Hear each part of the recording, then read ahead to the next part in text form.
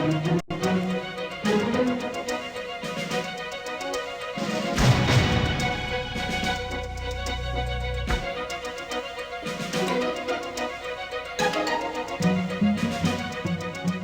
want to talk about one that's yet to come, and there's a great big picture of this. This is a structure here, the Alaskan Way Viaduct, that's going to be coming down.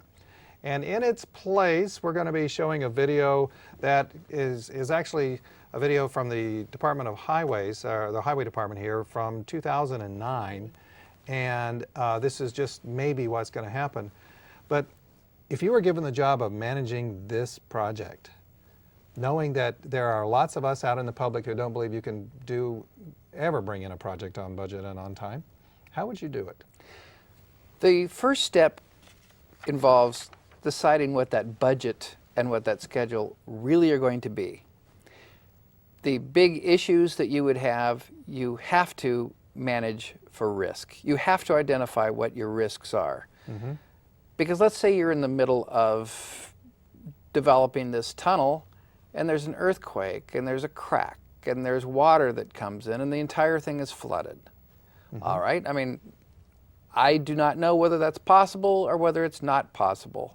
But if I were managing that project, I would want to know what's the odds that there would be a earthquake of a significant magnitude to do something like that, and what the costs would be. And then I would find a way to mitigate that risk by potentially saying to an insurance company, how much will it take to insure against that happening? And then you build that number into the budget as a risk reserve. The reality is that you can't understand everything that may or may not happen. Mm-hmm. It is your job, however, to investigate as many potential risks that are out there that you possibly can, that your team can, and that any research that you might be able to make can. When you're doing that, then you calculate the likelihood that it's going to happen, say it's 50%, times the potential cost, whatever that is, and you add that into the budget. Now, when all that money is included, it's going to work out that you'll come into the right budget and the right time. You should not have cost overruns. Okay, well, I got to stop you there because I got to ask this question. Let's stop the video and go to the next graphic, because this is Boston's Big Dig.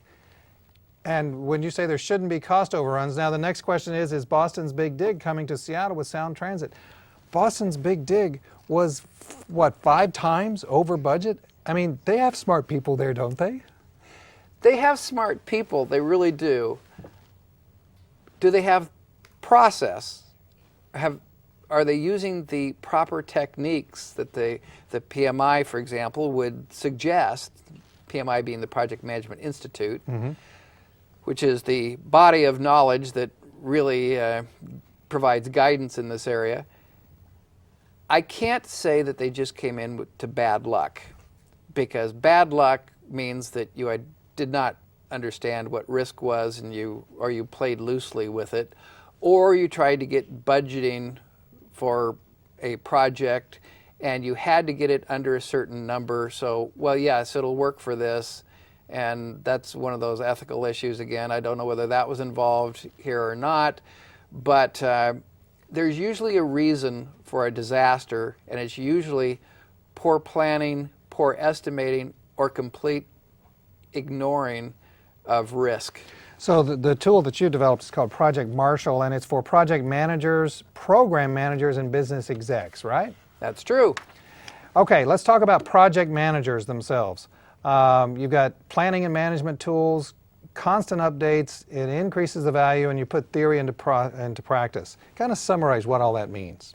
Essentially what it means is that our best tool is work breakdown structure and the work breakdown structure dictionary. It's where you break down a project into its smallest pieces, you estimate them, it's very visual, you get earned value off of it so you can maintain good trending and that sort of thing. With what my product does is it automatically generates your work breakdown structure. It automatically puts together a network diagram so you can see what your critical path is, which really determines how long your project is going to last. It does a number of things like that. So it also does risk. It helps them to identify risks. It gives them the tools to calculate what the expected value of those risks are, and it automatically adds that to the budget as a risk reserve. So I can see then how it would impact business execs. So what I want to do then is to go on over to something else. Can I just, John Q. Public, homeowner, take the tool that you're talking about, if I could ever get that education, and apply it to, a home project? Well, I think that it's probably a little overkill on a home project, but building my deck. Yeah, but the principles are still the same. You need to estimate what your cost is going to be. You need to estimate how much time it's going to take. I know that I really do a good job in business. My wife can tell you that the budget for doing our kitchen cabinets and the time that it was going to take, oh boy, I will never hear the end of that one. But that's probably from not applying project management techniques and just winging it.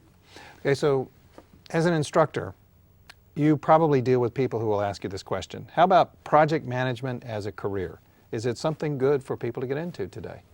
It absolutely is. Every single company, every single government organization, everybody needs to have some project that is managed and is managed well, because if they have it managed well, then you know what it's going to cost and you know how long it's going to take to accomplish it, and it happens. Yeah, that's right. It's a good thing for people to get into.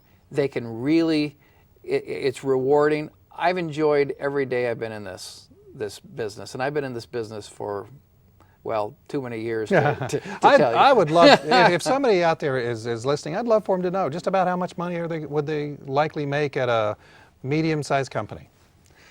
If you're not project management certified, you're probably making in the 60,000 bracket. If you have your PMP certification, you're probably going to be making in the 90s, so you can make a very good living doing this.